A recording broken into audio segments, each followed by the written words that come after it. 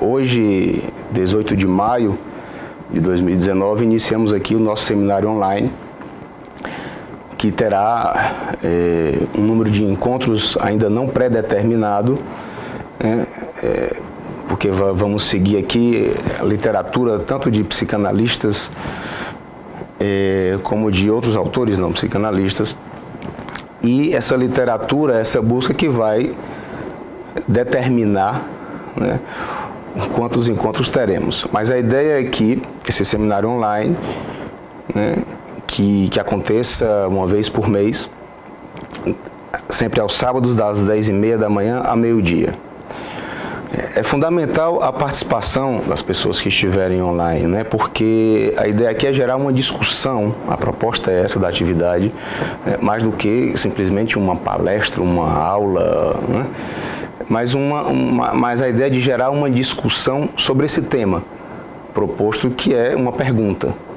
De onde vem aí a crença de que a psicanálise é de esquerda?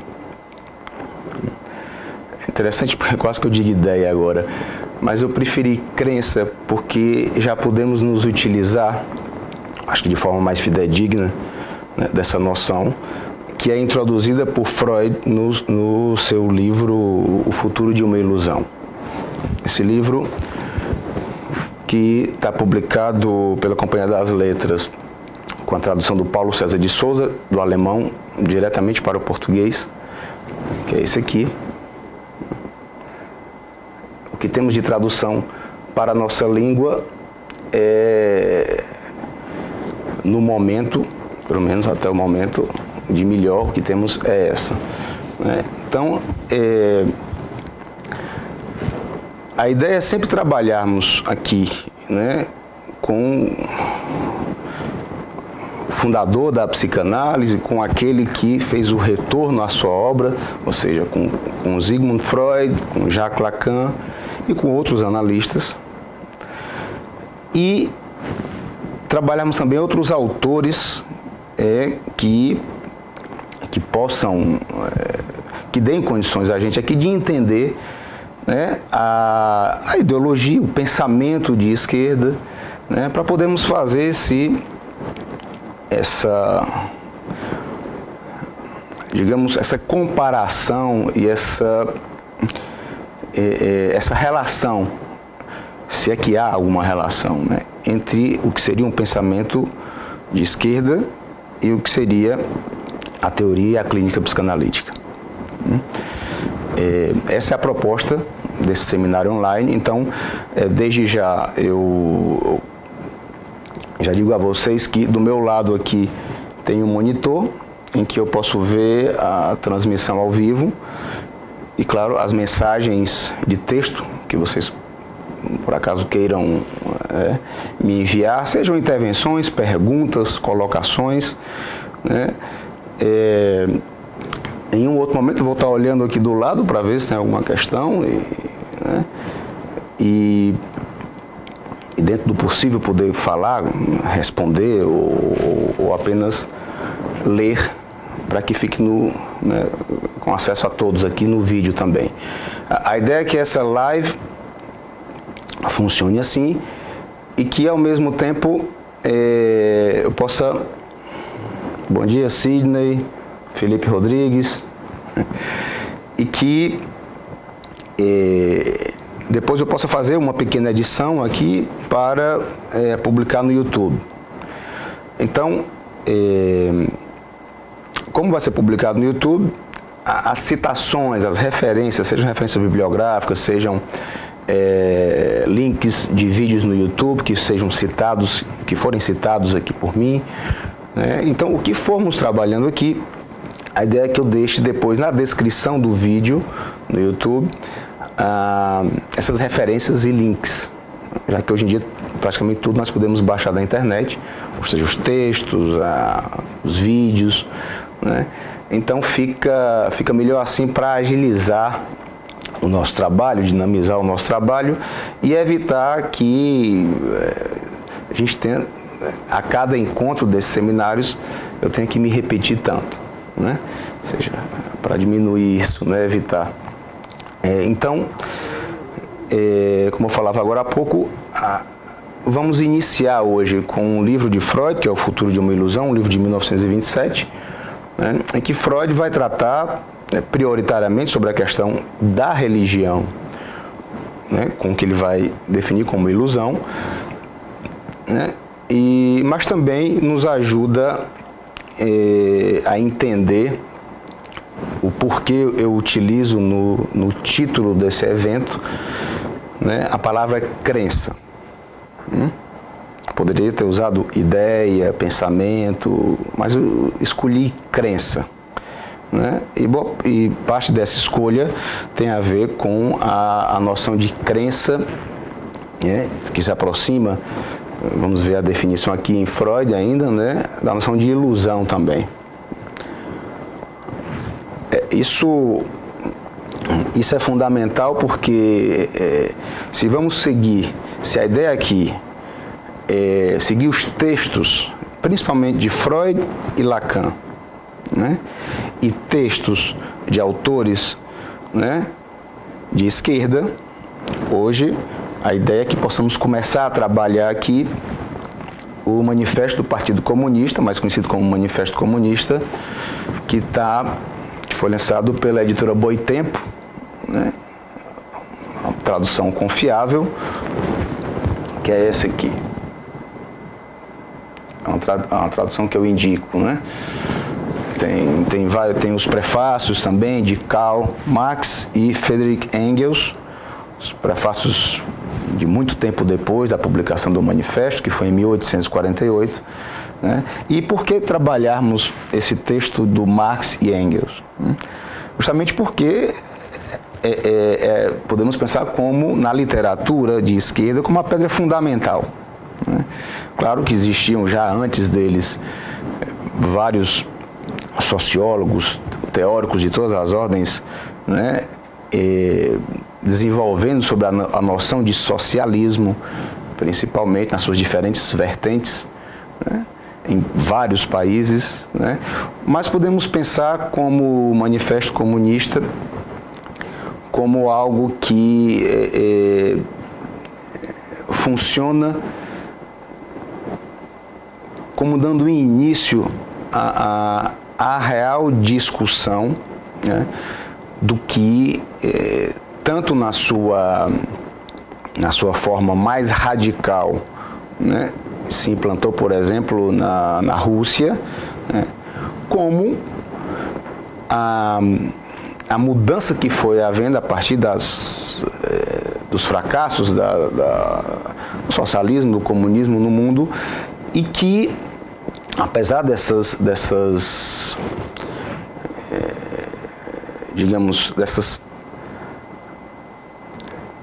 problemas que houveram na implantação do regime, né, que é defendido aqui no Manifesto do Partido Comunista, esse texto ele ainda serve até hoje, na sua atualidade mesmo, né, em relação aos pensadores de esquerda, como uma das maiores referências, com algumas modificações, com algumas adaptações, né, mas ainda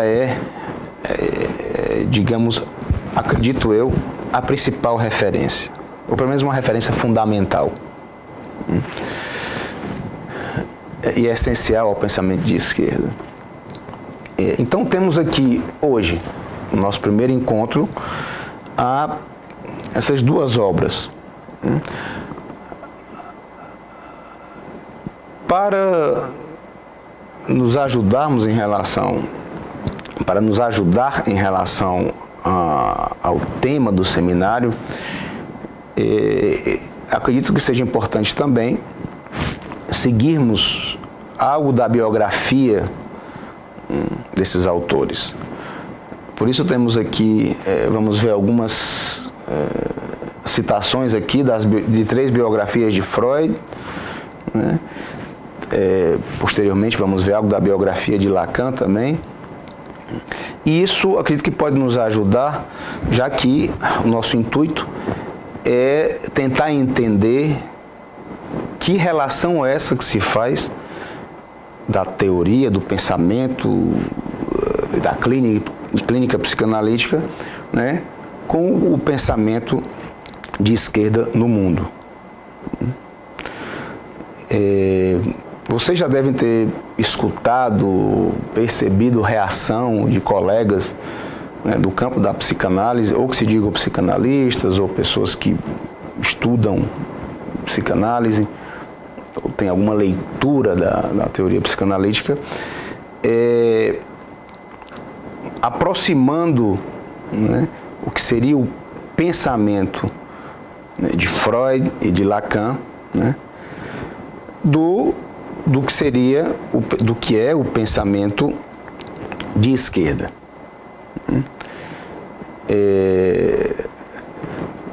Eu diria aqui, só especificando um pouco mais, isso é mais comum acontecer, né, com pessoas, com psicanalistas que mais próximos, por exemplo, à esquerda é mais radical.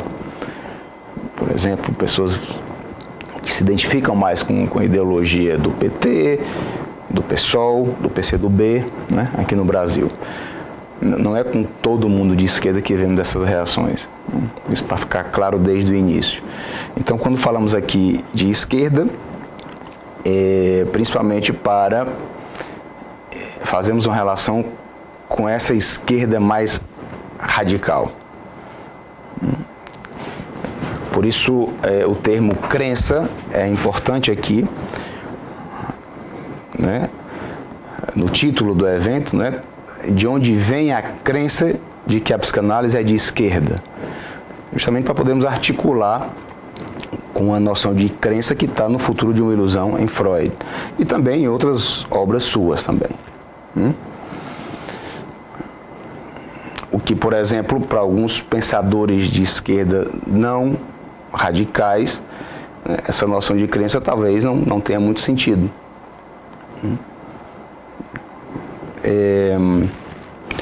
Bem, a ideia então, vamos ver aqui hoje, né, no nosso primeiro encontro do seminário online aqui, vamos abordar esses dois textos. Freud começa a se interessar, passa a se interessar mais ainda pelas questões sociológicas, né, a partir do evento da Primeira Guerra Mundial, né?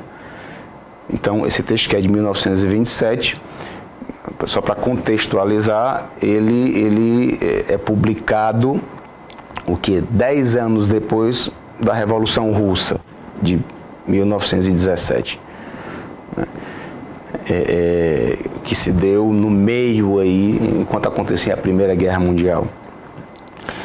E Freud, ou seja, seus filhos foram para a guerra, ou seja, ele teve um envolvimento direto, né, com os efeitos da guerra. E sob esses efeitos, claro, escreveu esse livro. Como eu falava, embora tenha ele priorize, digamos assim, a questão das religiões, serve para pensarmos em todos os tipos de crença. Nos dá material para isso aqui. E tem algumas curiosidades, né? Vamos ver aqui nesse livro e vamos ver alguns trechos aqui do Manifesto Comunista, de Marx e Engels, certo? Para vermos, tentarmos fazer uma articulação aqui entre essas noções de crença, esquerda, psicanálise. Essa é a nossa tentativa aqui. Logo no início, esse livro de Freud é dividido em 10 partes, 10 seções, e logo na primeira parte, Freud faz uma referência à experiência na Rússia, da Revolução Russa, né? Revolução Socialista. Na página 238 dessa edição, cito Freud. Afirma expressamente, portanto, que não pretendo julgar o grande experimento cultural que agora se faz na imensa terra entre a Europa e a Ásia. Não possuo os conhecimentos, nem a capacidade para me pronunciar sobre sua execuibilidade, para examinar a adequação dos métodos empregados ou medir a amplitude do inevitável abismo entre a intenção e a execução. Por ser incompleto, o que ali está sendo preparado não se oferece à reflexão, da mesma forma que a nossa civilização há muito consolidada. Está no final da primeira parte do Futuro de uma Ilusão, e tem como nota abaixo, né, alusão à Rússia comunista, naturalmente. Ele ainda vai, aqui é do editor, né, a nota, mas veja-se o que ele diz sobre o tema e o mal-estar na civilização, em novas conferências introdutórias à psicanálise, a 35, e Por que a Guerra, de 1932.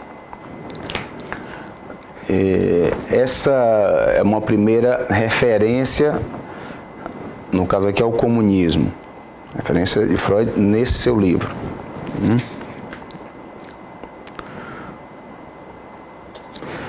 Ele segue, no início da parte 2.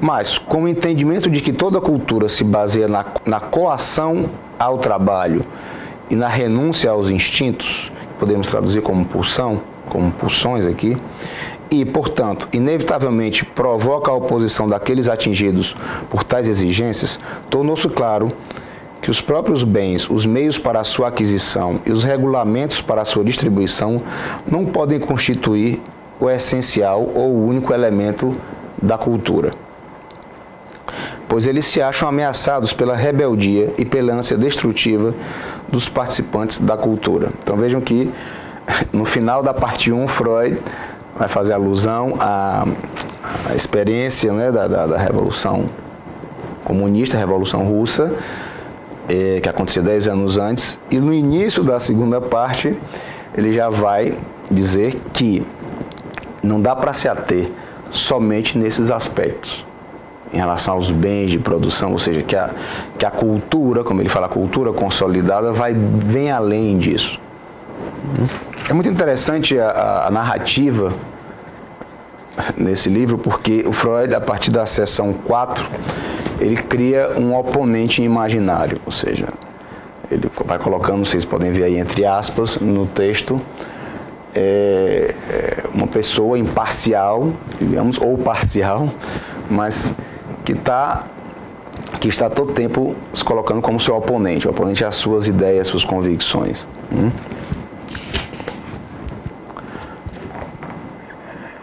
Esse oponente, né, que é o próprio Freud, claro, diz: já o ouço dizer, você usou várias vezes expressões como a cultura cria essas concepções religiosas. A cultura as coloca à disposição de seus membros. E há algo de estranho nelas. Não sei explicar porquê, mas não parece tão evidente como dizer que a cultura criou regulamentos sobre a distribuição dos produtos do trabalho ou sobre os direitos relativos à mulher e aos filhos. Ou seja, o oponente, ele mesmo se questionando, né, de uma diferença, o que seria em relação à religião, né, e, por exemplo, as relações de trabalho, relações de produção.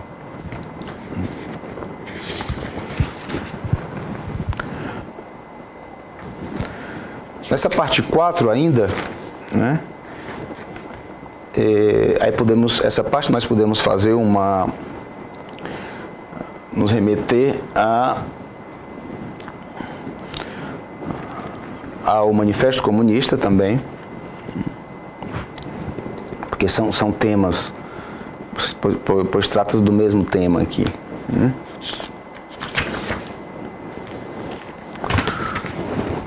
Para vermos no Manifesto Comunista, para entendermos melhor aqui a sua fundamentação, temos ainda o Manifesto Comunista é dividido em 4 partes, né? E a primeira, que é que ele intitula, o Marx e Engels intitulam Burgueses e Proletários, nessa edição aqui, na página 45, após ter feito uma introdução, né, da ideia do capitalismo como uma evolução, né, a partir do sistema feudal, né, as relações de produção do sistema feudal teriam evoluído, né, e constituído as relações de trabalho, as relações de produção do capitalismo, né? Isso principalmente devido à Revolução Industrial na Inglaterra e outros países, e essa passagem, né, de um sistema para outro, né, é o que eles introduzem aqui. Ele vai dizer, do feudalismo para o capitalismo, né? Em seu lugar, com essa passagem, surgiu a livre concorrência, com uma organização social e política apropriada, com a supremacia econômica e política da classe burguesa. Em seguida,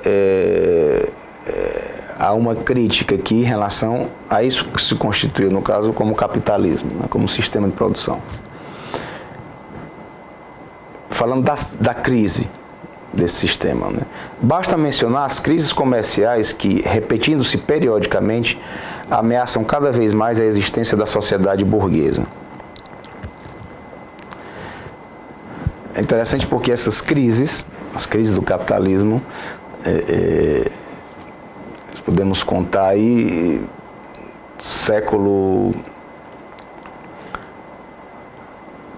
pelo menos século XVIII ainda, século XIX, XX, XXI, essas crises, né, sempre existiram. Mas aqui é apontado, em 1848, como uma evidência de que o sistema capitalista não se sustentaria, né? E podemos pensar aqui, seguindo, claro, o que é dito aqui, de que seria pela evolução natural, né, das sociedades, né, haveria, como houve do feudalismo para o capitalismo, haveria uma evolução das relações de trabalho do capitalismo para o comunismo. Isso a título de introdução do manifesto. Então, há um empenho aqui em justificar o que está no início, né, na abertura dessa primeira parte do manifesto, né? A história de todas as sociedades até hoje existentes é a história das lutas de classes. Digamos, isso é o fundamental aqui, é de onde parte, né, é a ideia de que a evolução da sociedade sempre se deu pelas lutas de classes.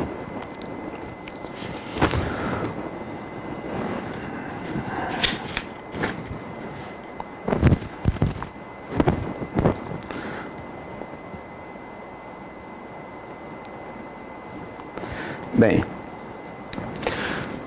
para entendermos melhor aqui, para voltarmos para o futuro de uma ilusão em Freud.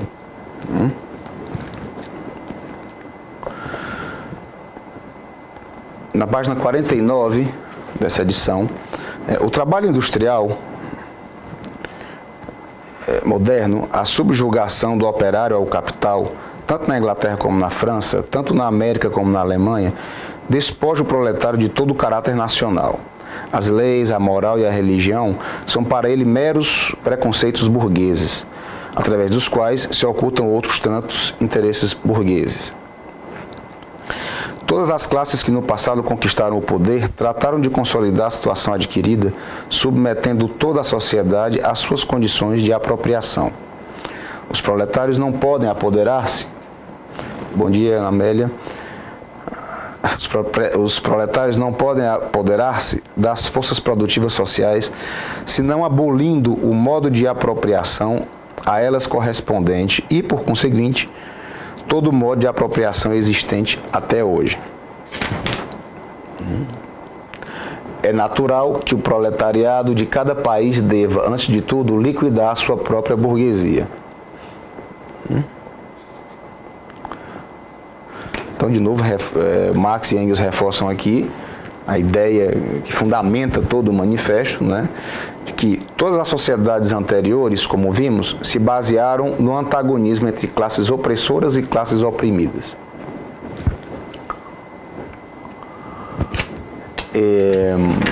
E finaliza, no final da primeira parte do manifesto, tem uma citação importante.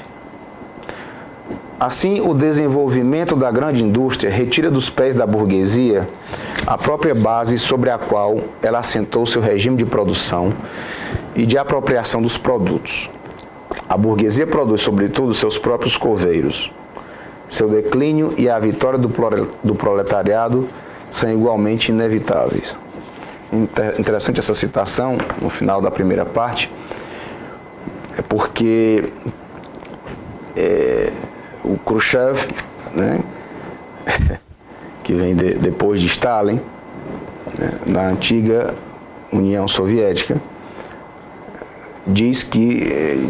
acredito que num evento da ONU, ele fala em relação aos capitalistas presentes, né, nós vamos enterrar vocês. Acredito que ele tirou daqui essa questão do coveiro, né, de que a burguesia produz sobretudo seus próprios coveiros.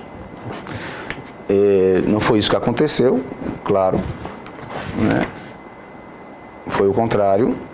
A União Soviética em 91 se dissolveu, ou seja, deixou de existir como União das Repúblicas Socialistas Soviéticas. Em 89, para lembrarmos aqui, houve a queda do Muro de Berlim, e em 91 foi até onde podia suportar, e bem mais do que deveria, né, o socialismo na União Soviética. Então, existem alguns termos aqui, por exemplo, é natural que o proletariado de cada país deva, antes de tudo, liquidar a sua própria burguesia. É natural, né? Ou seja, faz parte da evolução da humanidade, né, que sempre se baseou nas lutas de classes, que, no caso aqui, com o advento do capitalismo, né, que o proletariado, no caso de cada país, tem que liquidar, como uma forma de evolução, né, a burguesia daquele país. Lembrando que burguesia aqui, Engels, em uma nota do prefácio de 1888, o prefácio para a edição inglesa, ele vai, claro, dizer que os burgueses são os proprietários dos meios de produção e o proletariado, né, são os que têm a força de trabalho, né, para ser vendida para esses burgueses, né, os assalariados e tal. Então, essa convicção, né, isso que, para Marx, podemos pensar, né, é da ordem da certeza de que a evolução da humanidade implica em uma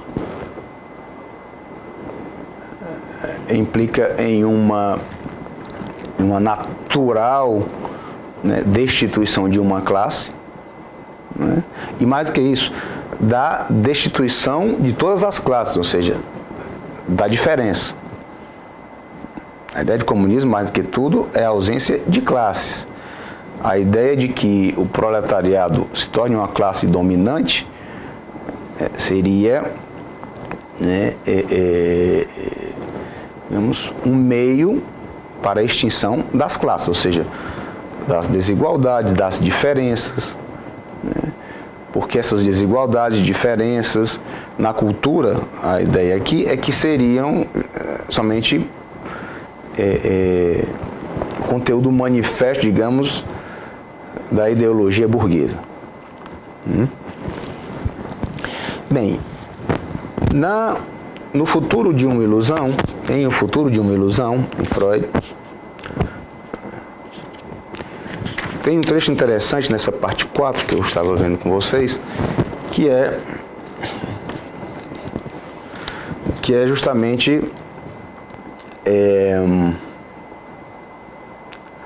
ele vai falar da questão da opressão.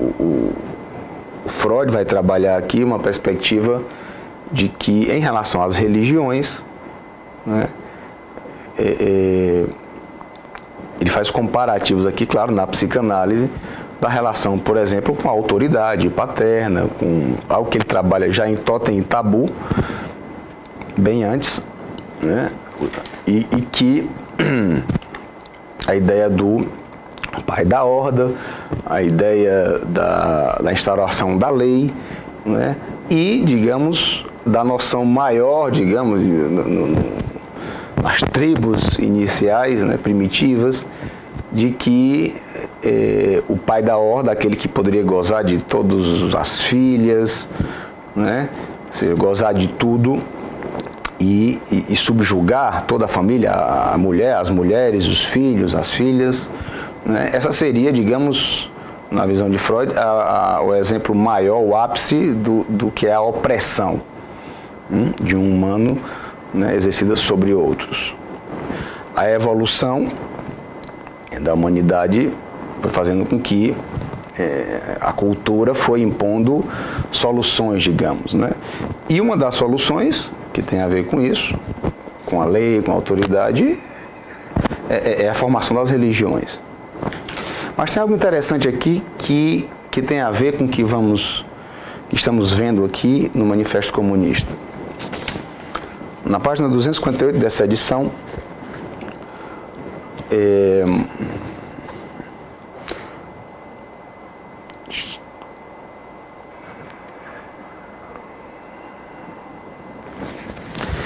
vamos ver aqui. Nessa função, isso ele fala em relação ao desamparo, né? Só contextualizando aqui, para não ter que ler todas as páginas. Ele fala em relação ao desamparo do humano, ou seja, quando nasce um bebê, né? As primeiras angústias, o desamparo em relação ao meio, né? E a função que a mãe ocupa nesse primeiro momento para a criança, né? Nessa função, logo a mãe é substituída pelo pai, que é mais forte e a exercerá por toda a infância, essa função, né? Mas a relação com o pai é dotada de uma peculiar ambivalência. Ele próprio constitui um perigo, talvez devido à anterior relação com a mãe. Assim, a criança o teme tanto quanto anseia por ele e o admira. Os sinais dessa ambivalência da relação com o pai se acham profundamente gravados em todas as religiões, como também mostrei em Totem e Tabu. Dessa maneira, o motivo do anseio pelo pai equivale à necessidade de proteção contra os efeitos da impotência humana. A defesa contra o desamparo infantil empresta a reação ao desamparo que o adulto tem de reconhecer, que é justamente a formação da religião, seus traços característicos. Então veja que o Freud vai desenvolver essa ideia em relação às religiões, né?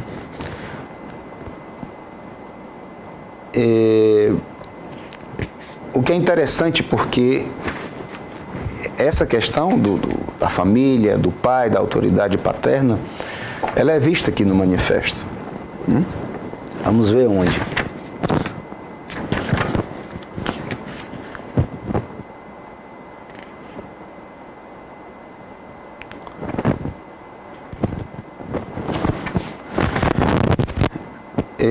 Na página 54 dessa edição, me desculpem, é porque eu fico olhando pro vídeo se está ok, ao vivo no Facebook e para a câmera também, às vezes eu mudo o olhar aqui.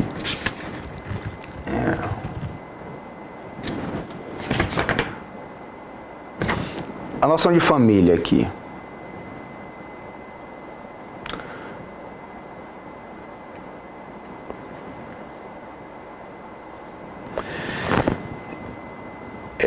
O Marx e Engels, eles criam também um oponente imaginário, né?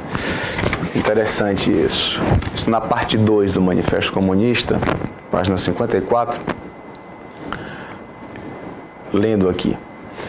Numa palavra, censurai-nos por queremos abolir a vossa propriedade. De fato, é isso que queremos.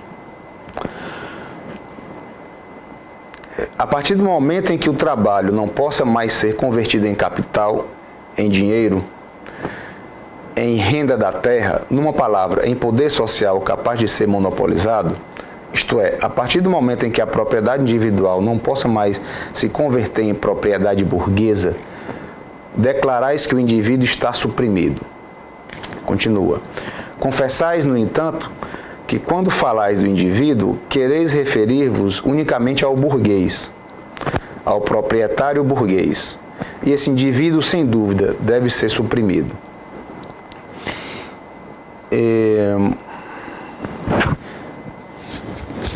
Na página seguinte, a 55, supressão da família. Coloca um ponto de exclamação aqui. Né? Até os mais radicais se indignam com esse propósito infame dos comunistas.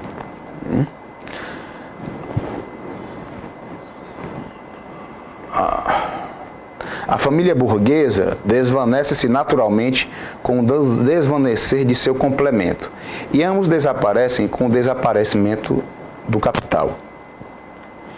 Censurai-nos por querermos abolir a exploração das crianças pelos seus próprios pais, confessamos esse crime.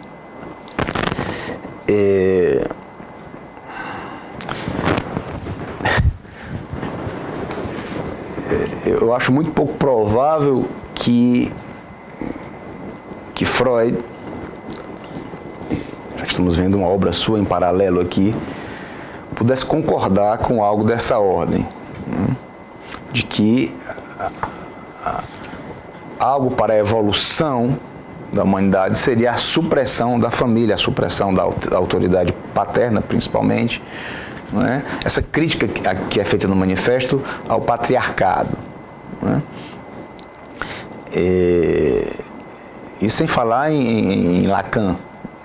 Não vamos entrar aqui, vamos ter em outros encontros tempo para isso, e literatura também para isso, no próprio Lacan, mas podemos antecipar que a noção de função paterna, né, que tem a ver com essa questão aqui dessa separação entre filho e mãe, necessária para a estruturação do sujeito humano, né, ela é de alguma forma tida como fazendo parte da ideologia burguesa.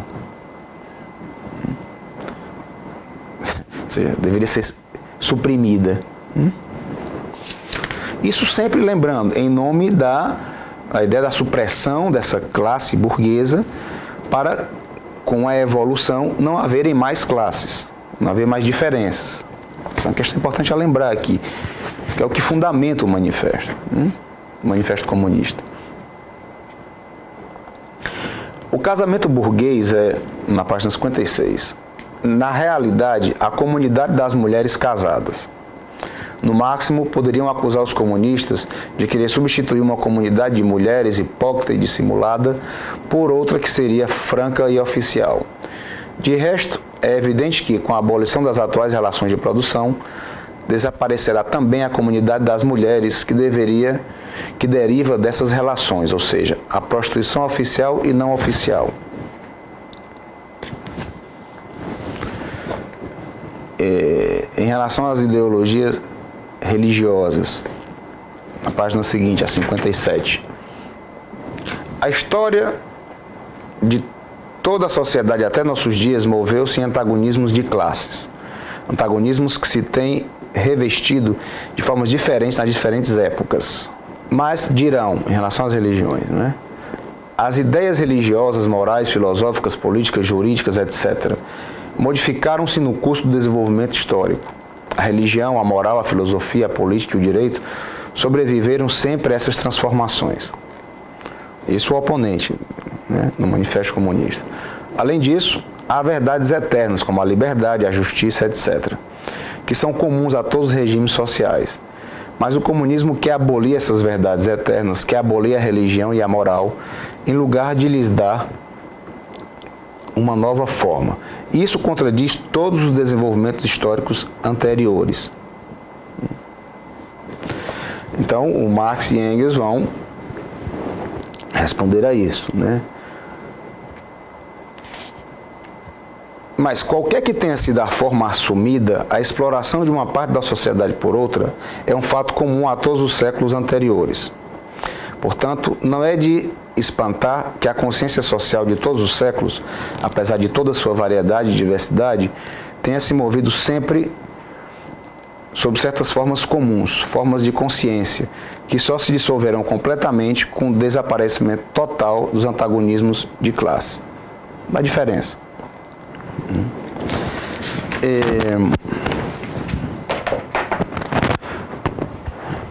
Em outros momentos, em outros encontros desse seminário online,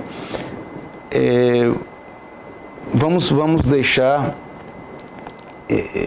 voltar a esse texto. Como eu disse, é fundamental esse texto. Ele é a pedra fundamental, digamos, do pensamento de esquerda no mundo, né? Embora, como já falei, com adaptações, com mudanças. Vamos ver depois a noção de nova esquerda, da escola de Frankfurt, a revisão do marxismo e também com outros autores, né? Que não Marx e Engels, claro, né? Como autores de esquerda, autores de direita, conservadores, liberais também, comunistas. A ideia é que possamos trabalhar esses textos fazendo uma articulação com a literatura psicanalítica, né, e com a clínica psicanalítica. Não podemos esquecer que uma coisa vem da outra, né? A clínica fundamenta a literatura psicanalítica, né? Eu digo isso, para alguns analistas deveria ser óbvio, que, por exemplo, da mesma forma que um sociólogo, um historiador, um antropólogo pode ler, né, O Futuro de uma Ilusão, ou pode ler O Mal-Estar na Civilização, né, de 1930, interpretar, né, de forma sociológica aquilo, mas são textos extremamente clínicos. Clínicos por quê? Porque fazem uma relação entre o social, né, e algo da estrutura do psiquismo. Por exemplo, essa relação aqui, que é feita de a religião como sendo formada a partir dessa evolução em relação ao desamparo humano, em relação ao desamparo em relação ao meio ambiente do homem, o desamparo do homem primitivo, né?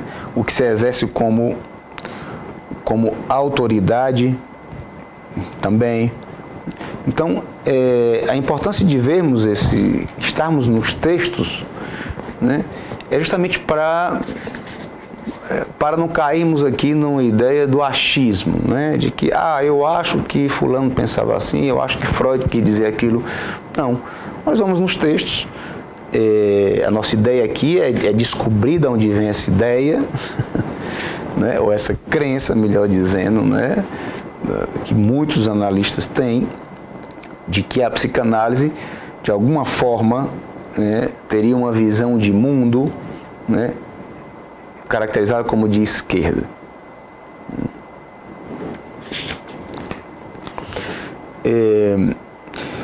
A respeito disso, as razões pelas quais, né, eu iniciei essa atividade, a página no Facebook Psicanálise Sem Doutrinação, que também é o canal do Facebook, do YouTube, né? Eu não vou desenvolver aqui, mas eu vou deixar o link para vocês verem aí, que eu intitulei, são 2 vídeos que eu fiz em outubro do ano passado, 2018, né? Justamente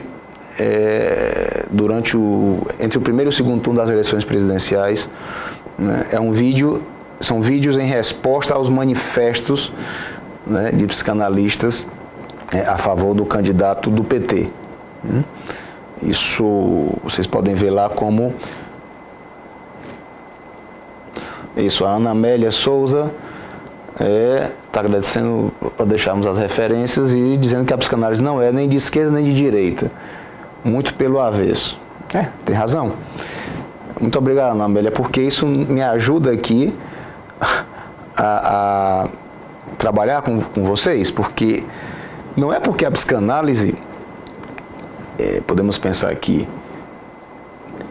não seja de esquerda, que ela é de direita, né? Estaríamos incorrendo no mesmo absurdo de psicanalistas que querem trazer, ou justificar, ou condenar psicanalistas que não são de esquerda, né? Como se eles não pudessem não ser de esquerda, né? Seria tão absurdo quanto se pensar a psicanálise como de direita ou de centro, do que quer que seja. Nós vamos ver em um outro momento um texto importante de Freud, que é a sua última conferência, das novas conferências introdutórias, em que isso fica mais evidente, né? A noção de que a psicanálise não é nem poderá ser nunca uma visão de mundo, seja de esquerda, de direita, do que for. Mas voltando para cá. Obrigado, Ana Amélia.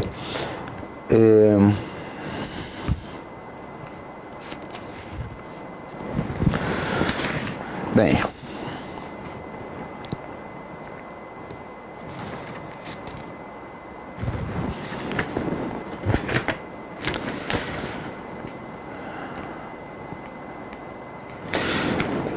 em relação a essa terminologia usada por Freud, que é que eu estou utilizando também no tema desse seminário, né?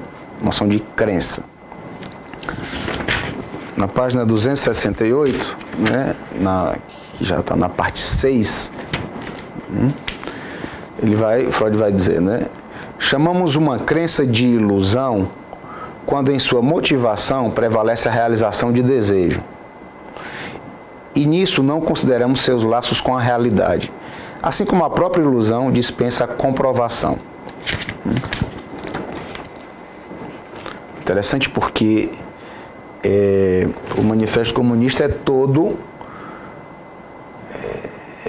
escrito a partir dessa noção, né? Do desejo, de uma boa intenção, digamos, de abolir as classes, né? Abolir, consequentemente, a luta entre as classes, as lutas entre as classes,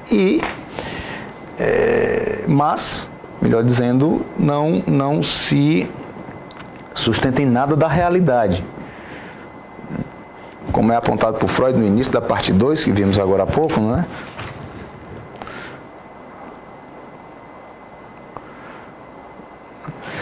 No final da parte 1 desse livro, da distância enorme entre a intenção e a execução. Uma indicação aqui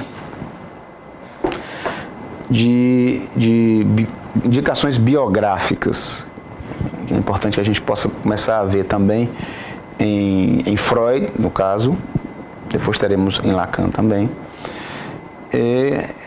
de 3 biógrafos, pelo menos, aqui, né? Nós temos, primeiramente,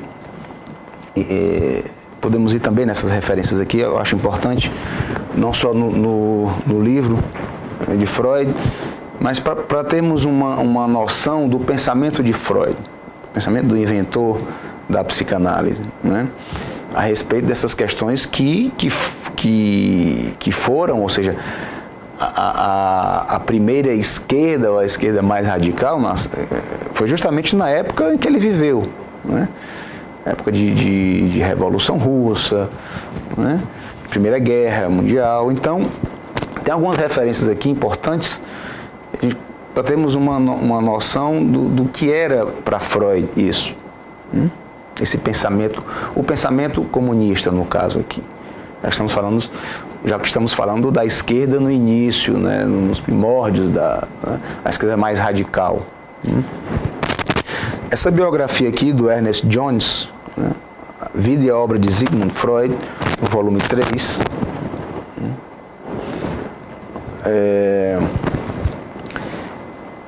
tem um trecho aqui importante, né?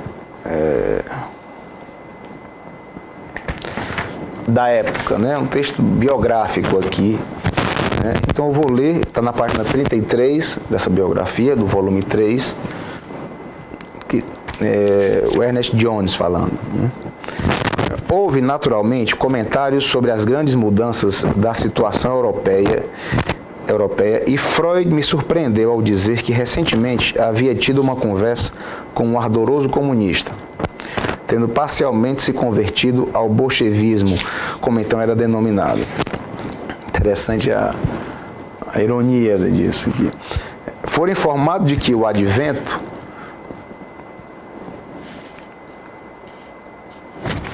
do bolchevismo resultaria em alguns anos de miséria e caos, mas que a estes se seguiriam paz, prosperidade e felicidade universais. Freud acrescentou: eu disse a ele que acreditava na primeira metade. É interessante essa citação, né? E veja a ironia, né, com que Freud tratava essa questão, esse caráter utópico, né, do comunismo, da abolição das classes, da diferença, ou seja, tudo que é inviável do ponto de vista da humanidade, consequentemente da psicanálise. Na página 233, tem um capítulo que o Ernest Jones vai falar a relação da psicanálise com a sociologia, né? No capítulo 12. Na página 333, podemos ler aqui uma outra referência, né? Em 10 de março de 1909, Adler leu perante a Sociedade Psicanalítica de Viena um artigo sobre a psicologia do marxismo. Freud não tinha muito a dizer sobre o tema do artigo em si, mas comentou que o fato de ouvi-lo estimulara uma série de ideias sobre as origens da civilização. Nessas ideias havia dois elementos: a gradual ampliação da consciência humana e o constante aumento da repressão. Nossa civilização consiste em uma sempre crescente sujeição de nossos instintos à repressão. A contradição dos dois elementos é apenas aparente. A ampliação da consciência, isto é, dos interesses e capacidades, foi obtida às expensas dos impulsos mais primitivos que estavam sendo reprimidos. Esta foi uma conclusão que Freud nunca abandonou. Ou seja, ele escuta o Adler falando sobre a psicologia do marxismo, né, a forma de pensar do marxismo, mas faz essas intervenções. Isso está documentado nas atas da Sociedade Psicanalítica de Viena. São documentos o que estamos falando aqui.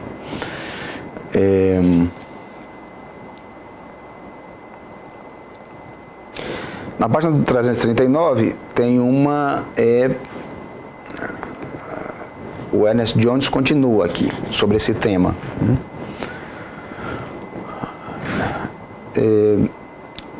Em relação a Freud, claro. Sua atitude em relação à moderna ideologia do marxismo não era muito mais animadora. Seu humanismo levava-o a não gostar da violência e da crueldade aparentemente inseparáveis do marxismo, e seu senso realista o levava a desconfiar profundamente do idealismo marxista. Tudo isso foi bem expresso na observação que ele me fez e que citei anteriormente. Essa observação que eu falei há pouco, né, dessa ironia que o Freud faz, né, com a ideia do bolchevismo. Mais uma vez, na época da ascensão de Mussolini ao poder, ele foi acusado de não ser preto nem vermelho, fascista nem socialista, ao que ele retrucou, Freud: devemos ser cor da carne, ou seja, nem vermelho, nem preto, nem socialista, nem fascista, né? Im Hermann recentemente indagou por que Freud foi um revolucionário no campo da psicologia, mas um antirrevolucionário no campo político, e respondeu com a afirmação de que a atitude de Freud em relação à política derivava de John Stuart Mill, de quem Freud traduziu alguns textos quando estudante de medicina. Nós podemos ver também esse outro autor em outro momento aqui, claro, né? Não para querer dizer que Freud segue uma linha que não seja de esquerda, ou seja de direita, ou seja de qualquer outra ordem, né? Mas para entendermos que como começa a se apresentar aqui nesse nosso primeiro encontro, nessas duas obras, é algo totalmente distoante se pensar na psicologia do marxismo, né, com a metapsicologia freudiana, ou seja, com a teoria da psicanálise. Bem, um outro dado biográfico importante, que está nessa outra biografia do Peter Gay, né? Vocês podem ver também. Aqui. Uma Vida para o Nosso Tempo. Outra biografia de Freud. Aqui eu peguei alguns trechos também, bastante relevantes à nossa discussão aqui. Bem,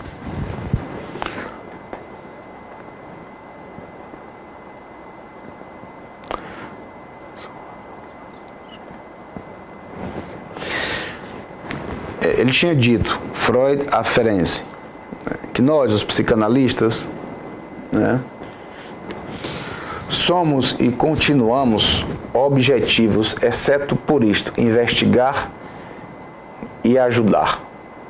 Seu objetivo era ser científico. Por isso, a psicanálise também poderia se afirmar com justiça, ou pelo menos aspirar a ser uma ciência. Definir as ciências, inclusive a psicanálise, como isentas de tendenciosidade, era levantar uma pretensão política, sustentar que estão livres de distorções ideológicas autoprotetoras. Tem uma nota de rodapé aqui importante do Peter Gay, né, na página 537. O futuro de uma ilusão, que é esse texto que estamos vendo aqui, né, foi tomado como um documento político sob um outro aspecto, não relacionado à sua defesa da ciência contra a religião, em julho de 1928.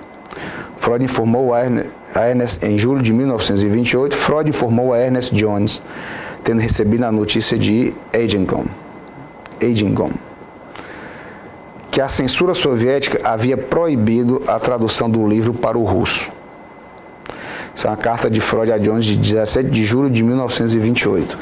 Né? Foi publicado em alemão em 1927 e foi proibida a tradução na União Soviética, a tradução para o russo. Que é algo interessante a pensarmos aqui. Né? O que Freud está tratando, mais do que tudo, no futuro de uma ilusão, é a relação da ciência com a religião.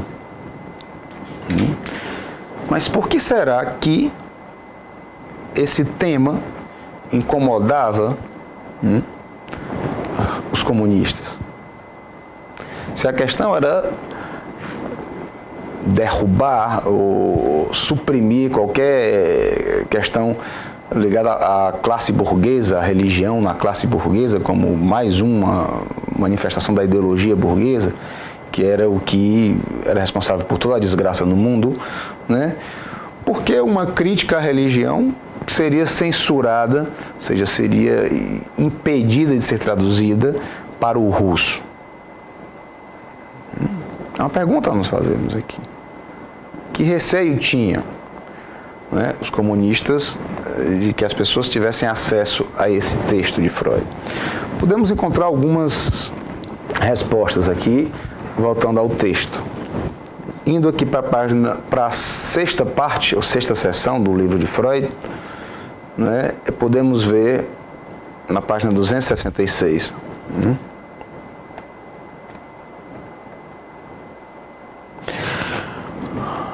Eu vou ler alguns trechos aqui dessa parte 6, para tentarmos fazer uma articulação com o que poderia ter de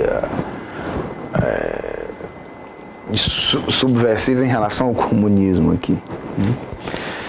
O estabelecimento de uma ordem moral universal assegura o cumprimento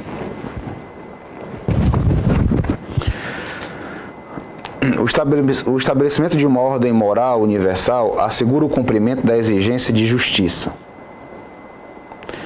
que que tão frequentemente deixou de ser cumprida no interior da cultura humana.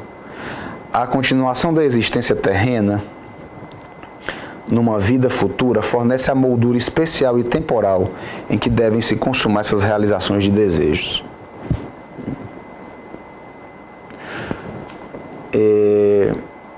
Pode-se designar como uma ilusão a afirmação de certos nacionalistas, segundo a qual os indo-germanos são a única raça humana capaz de civilização. Ou a crença, que somente a psicanálise destruiu, de que a criança é um ser desprovido de sexualidade. É característico da ilusão o fato de derivar de desejos humanos. Nesse aspecto, ela se aproxima do delírio psiquiátrico, mas, ainda não considerando a mais complicada estrutura do delírio, também se diferencia dele. O que destacamos como essencial no delírio é a contradição com a realidade. A ilusão não tem de ser necessariamente falsa. Isso é, irrealizável ou contrária à realidade.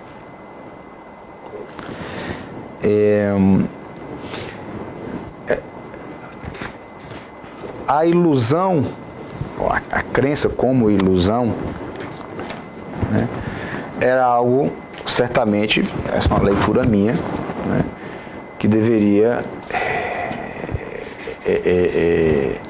ser cultivada no comunismo, né, porque é uma experiência nova, né, como Freud falava no início, na parte 1 ainda do livro, e que não tinha nada como experiência na realidade, né?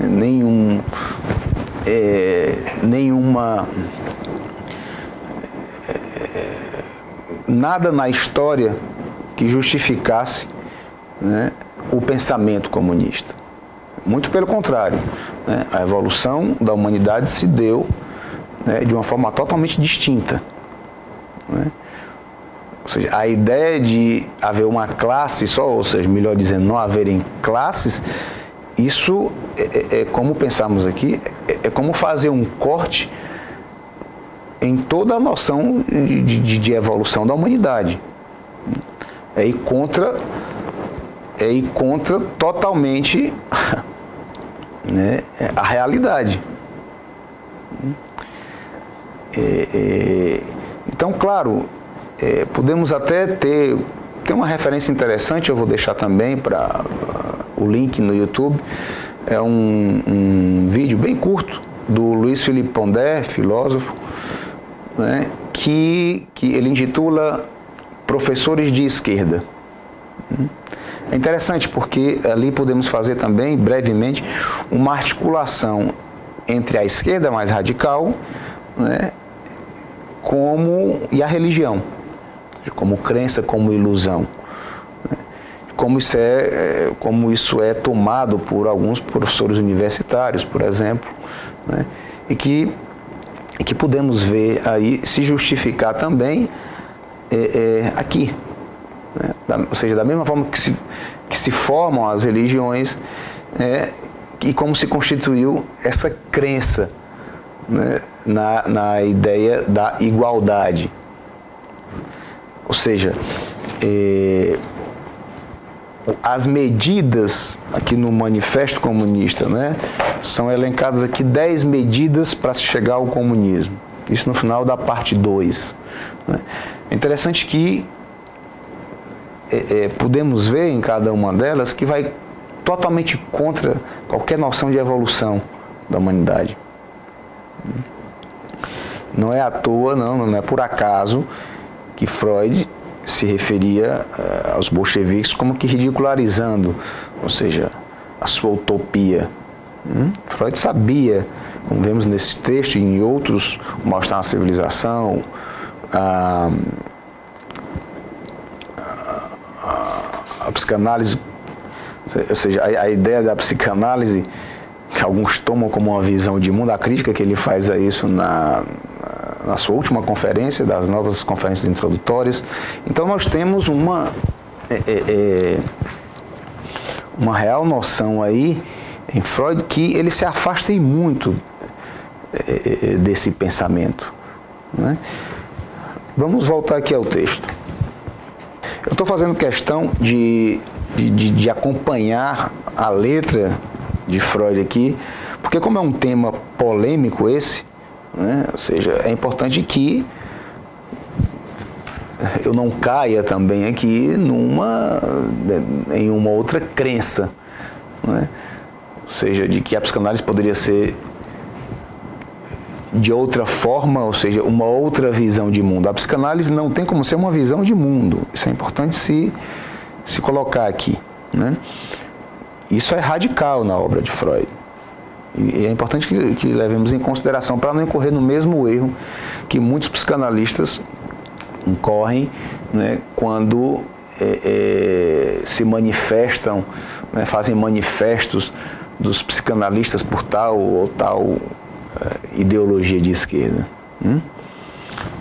E o fazem usando o artigo definido dos psicanalistas. Volto a dizer, é uma tentativa de enquadrar como classe, como fazendo conjunto, tudo que não tem como ser considerado, né, principalmente depois de Lacan.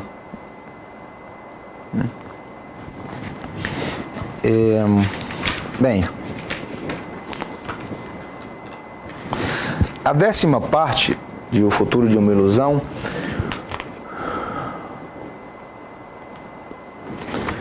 Freud vai defender a ciência e aí lembrem que o oponente que ele cria aqui, o oponente imaginário, ele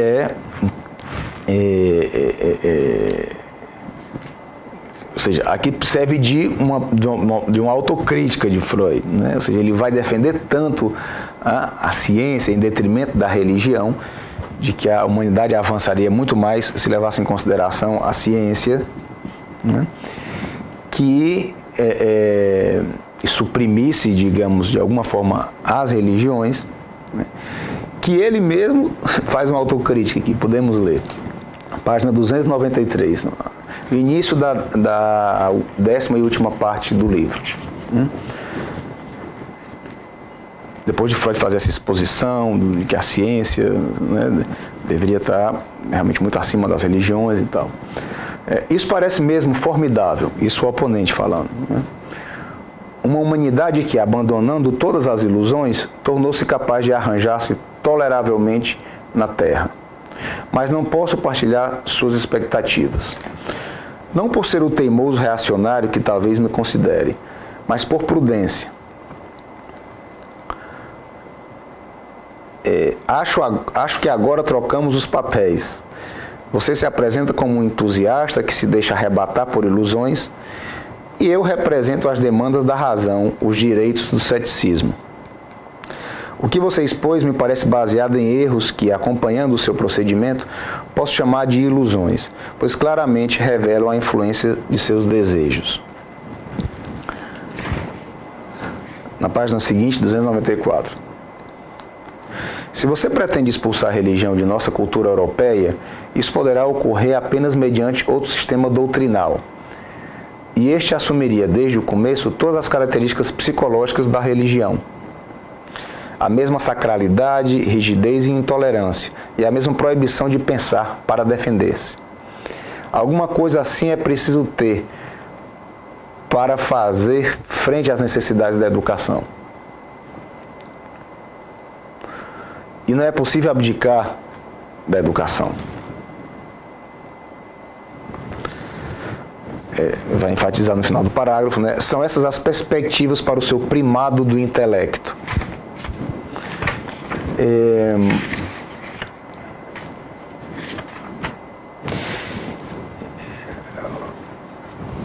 Ou seja, pensar que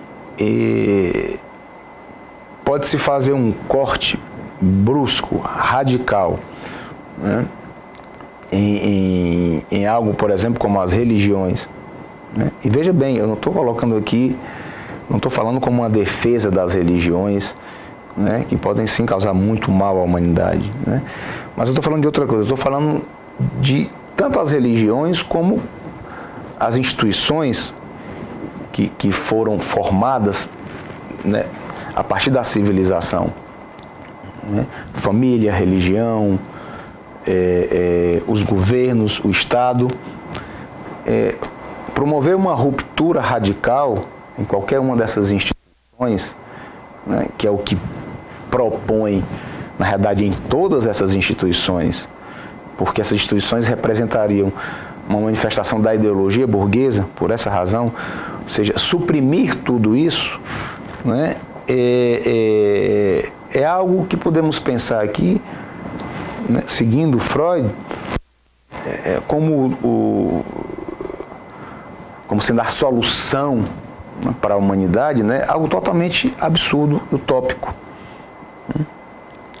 Isso fica bem evidente nas 10 medidas para chegar ao comunismo, né, que está aqui no Manifesto Comunista. Essas medidas podemos trabalhar em outro momento, mas só ler o final da parte 2 do manifesto, voltando aqui para o Manifesto Comunista, né? O raciocínio, para a gente fechar aqui, meio que fazer uma conclusão, né? O que me parece utópico, né, é esse aqui.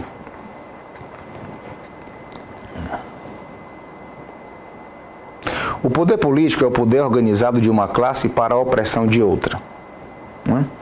O poder, se o proletariado, em sua luta contra a burguesia, organiza-se forçosamente como classe, se por meio de uma revolução converte-se em classe dominante e como classe dominante destrói violentamente as antigas relações de produção, capitalistas, claro, destrói junto com essas relações de produção as condições de existência dos antagonismos entre as classes, destrói as classes em geral e com isso sua própria dominação como classe. Em lugar da antiga sociedade burguesa, com suas classes e antagonismos de classes, surge uma associação na qual o livre desenvolvimento de cada um é a condição para o livre desenvolvimento de todos. Ou seja, apagando-se as diferenças, as classes, né, chegaríamos a um outro nível na evolução da humanidade. Isso através, principalmente, da supressão de tudo aquilo que é considerado aqui por eles como opressor, né? Classe opressora, né? O pai, pode ser a religião, e isso funcionando, a ideia de não haver mais nenhuma forma de opressão como sendo a solução, para a humanidade. O problema é que a intenção é boa, como já dizia Freud, né? A execução disso é que é impossível. Porque tudo que for pensado nessa direção vai cair nessa descrição aqui de Freud do que é a ilusão, né? Ou seja, a crença como ilusão. Ou seja, não se considera a realidade, a própria noção de delírio tem a ver com isso, né? É definição disso, e tudo que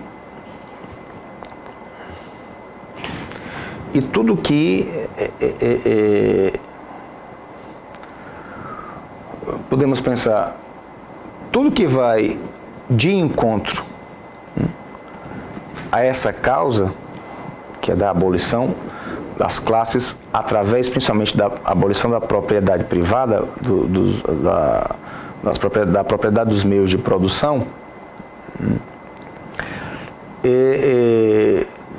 a ideia do trabalho, né? Não para que alguém, por exemplo, trabalhe para obter bens de consumo ali, né, para sua satisfação, mas a ideia do trabalho para se obter uma igualdade, né? Nós não funcionamos assim. A raça humana nunca funcionou desse jeito. E tem um trecho importante aqui nesse livro, que eu estou querendo encontrar aqui, que serve para pensarmos nisso também, né? Vejam que lúcido que lúcida essa leitura, essa interpretação de Freud. Interpretação da realidade. Né? Na página 233, voltando ainda à primeira parte, ao primeiro capítulo aqui do livro, né? A cultura humana apresenta notoriamente dois aspectos àquele que a observa. Por um lado, abrange todos os conhecimentos e habilidades que os homens adquiriram para controlar as forças da natureza e dela extrair os bens para a satisfação das necessidades humanas. E por outro lado, todas as instituições necessárias para regulamentar as relações entre os indivíduos e, em especial, a distribuição dos bens obteníveis. Essas duas faces da cultura, ou da civilização, não são independentes uma da outra. E olha que interessante. Primeiro, porque as relações recíprocas dos indivíduos são profundamente influenciadas pelo grau de satisfação instintual, ou pulsional, que os bens existentes possibilitam. Em segundo lugar, porque o próprio indivíduo pode assumir a condição de um bem na relação com o outro, uma vez que este utilize sua força de trabalho ou o tome como objeto sexual. Veja que interessante isso, porque é bem mais complexa a questão. Né? Não é, como já dizia Freud aqui, intervindo nos meios de produção, ou na propriedade privada, né, que você resolveria a relação entre os humanos. Né? Porque a noção de objeto, a noção de bem, né, do ponto de vista da psicanálise, também é em relação ao outro. Ou seja, ele dá o exemplo como objeto sexual, um parceiro sexual, como um trabalhador. Podemos pensar na relação, né, do burguês com o proletário. Né? Então, não é tão simples a ideia de que, intervindo no que é de ordem material, né, que essas satisfações pulsionais, né, acompanhem essas modificações. Né? Muito pelo contrário, não tem nada no psiquismo que justifique isso, pelo menos do ponto de vista da teoria psicanalítica. Aí ele continua, página 234. Né? Pode-se acreditar que seria possível um reordenamento das relações humanas que eliminasse as fontes do descontentamento com a civilização, por renunciar à coação e à repressão dos instintos ou das pulsões, de modo que as pessoas pudessem se dedicar à obtenção e fruição dos bens sem serem perturbadas pela discórdia interna. Seria a idade de ouro, mas é duvidoso que possa tornar-se realidade. Parece isto sim, que toda cultura tem de se basear na coação e na renúncia instintual. Nem mesmo parece seguro que, na ausência da coação, a maioria dos indivíduos se dispõe a assumir a execução do trabalho requerido para a obtenção de novos bens vitais. Né? E que os perigos que a ameaçam poderiam ser afastados mediante uma adequada distribuição deles entre os indivíduos. Agora a ênfase parece ter se movido do campo material para o psíquico. Justamente o que eu falava agora há pouco. Né? Intervir no campo material não quer dizer que tenha as consequências que se espera no campo psíquico. Né? Isso o Freud está sendo categórico aqui em relação a isso. Né? E é nessa primeira parte 1, né, que ele vai justamente citar no final dessa parte a experiência russa, o comunismo, e no início da segunda parte, logo em seguida, né, como eu li agora há pouco, né, vai fazer ele finaliza a primeira parte do livro, né, dizendo que não tem como tecer mais comentários, desenvolver sobre isso, por ser uma experiência nova, que não tem nada na história da humanidade parecido, né, ou seja, o comunismo. E logo em seguida ele um parágrafo depois, ou seja, no início da segunda parte do livro, ele já vai fazer uma crítica, ou seja, a ideia do comunismo, né? Então vejam que na primeira e segunda parte, principalmente, desse livro, né, podemos sim fazer uma relação entre os pensamentos da esquerda mais radical, né, mais especificamente aqui, porque isso aqui vamos acompanhar Freud na sua época, né? A noção de esquerda hoje já mudou, né? Nós vamos ter condições depois de, com outros autores, né, fazemos essa articulação com Lacan, que é mais contemporâneo, né, e outros, autores da nova esquerda. Mas aqui, que é o momento em que estamos aqui, pelo menos cronologicamente começamos aqui, né, já podemos ver que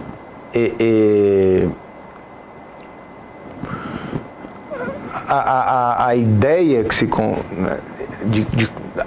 como se constitui o pensamento marxista, né, principalmente, de forma alguma tem como ser sustentada, né, pela teoria psicanalítica. Estamos vendo aqui Freud, né, inventor da psicanálise. Podemos, para ir finalizando hoje, ver aqui uma última referência biográfica, dessa vez da Elisabeth Roudinesco, né, na sua biografia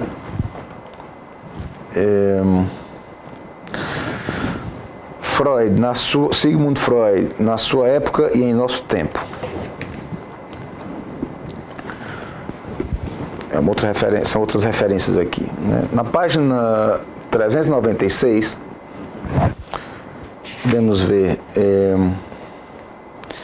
ela faz referências aqui mais ao texto, podemos ver em outro momento, o mal-estar na civilização, que já antecipando é o que nós pretendemos trabalhar, né, no nosso próximo encontro do seminário, ou seja, no próximo seminário.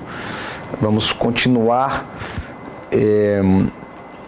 vendo algo do Manifesto Comunista e vamos trabalhar, ou pelo menos começar a trabalhar, o mal-estar na civilização, né, que é de 1930, esse outro livro de Freud. Mas tem algo aqui que podemos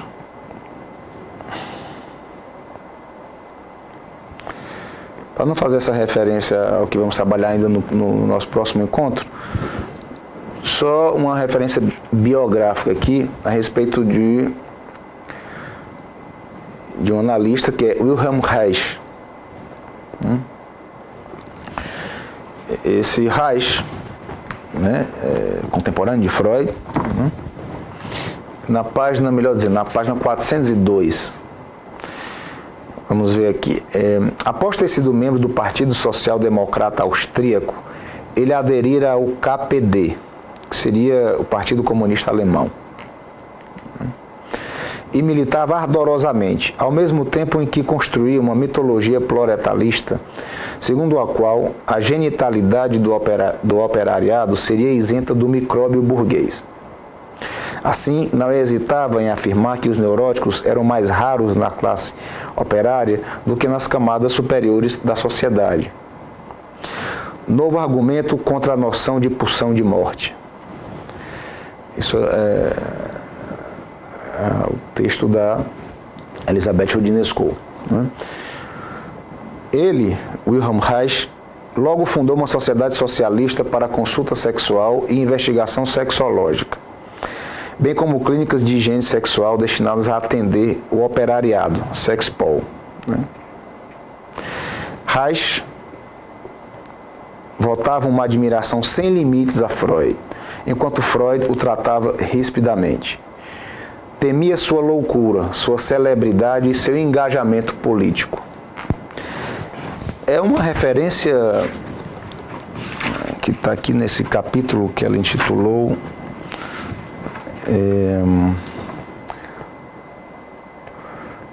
na parte Freud, Últimos Tempos, né, o capítulo Face a Hitler. Um outro trecho, para finalizarmos por hoje, ainda na biografia da Elisabeth Roudinesco, página 395. Ao contrário de Rousseau e dos herdeiros dos filósofos iluministas franceses, Freud não acreditava na possível abolição das desigualdades. Convencido de que as forças pulsionais são sempre mais poderosas que os interesses racionais, sustentava que nenhuma sociedade pode ser construída com base na renúncia à agressividade, ao conflito e à autoafirmação. Nem por isso, contudo, deixava de sustentar que a linguagem, a fala e a lei eram as únicas três maneiras de passar do estado de natureza ao estado de cultura. Isso ele já expressava desde Totem Tabu, né? Bem, nós ficamos por aqui, por hoje, né, com essas referências biográficas, e a ideia é que possamos trabalhar o mal-estar na civilização.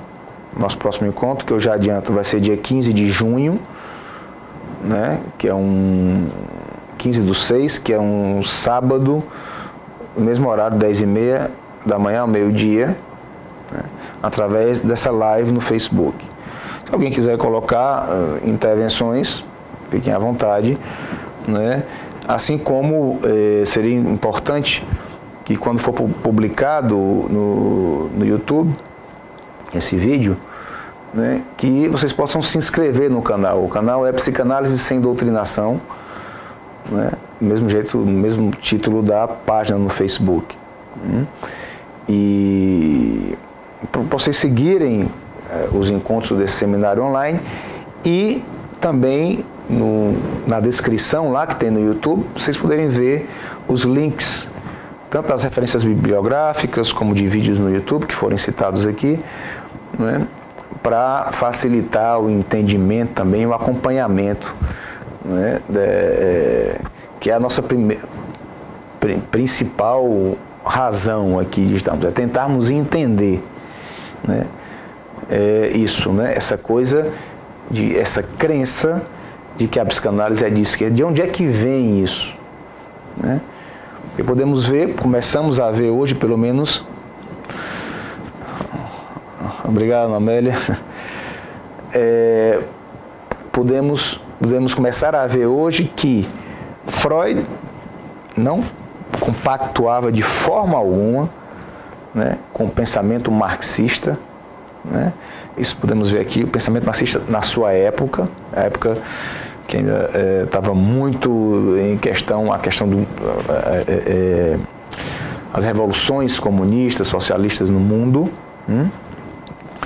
aqui, no caso, na Rússia, nesse tempo, e que não tem nada na teoria, que por sua vez vem da clínica psicanalítica, ou seja, a ideia do psiquismo humano, que possa justificar ou ratificar, né, o que é exposto, por exemplo, hoje podemos começar a ver isso, nesse texto fundamental para o pensamento de esquerda, que é o Manifesto do Partido Comunista. Não tem nada que se sustente, seja no que se refere à supressão da família, da autoridade paterna, ou seja, a ideia de que todo e qualquer tipo de opressão faz parte da manifestação da ideologia burguesa, então tem que ser